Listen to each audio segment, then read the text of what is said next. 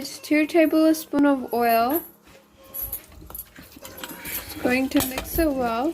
It's a chunky pieces, so I'm struggling, but no problems. And that will soon mix all together. And it's oil. It's compulsory to give oil in it. Now we're going to add fried onions.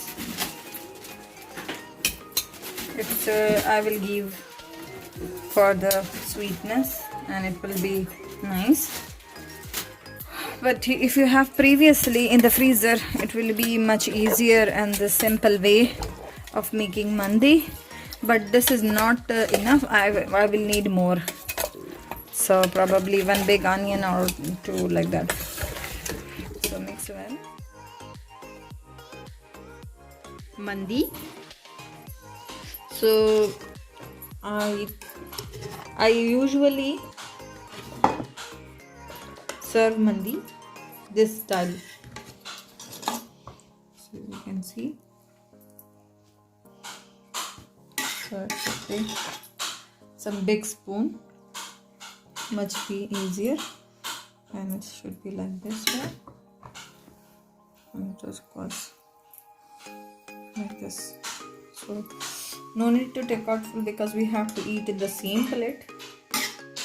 So it will become very tasty. And these are the meat. This is the meat. So the final meat will be very nice and tasty. I will be going to first add few of them here to show you all our delicious mandi style. What is mandi? You have to learn it. It's very tasty. It's an Arabian dish. Delicious. So this is the mandi style of how I do usually serve. And I have here few nuts. Roasted in ghee or oil. Ghee or oil, and just pistachio, sprinkles. cashews. Just one bite for one person only. Na? It's tasty. Good. So now it's mandi.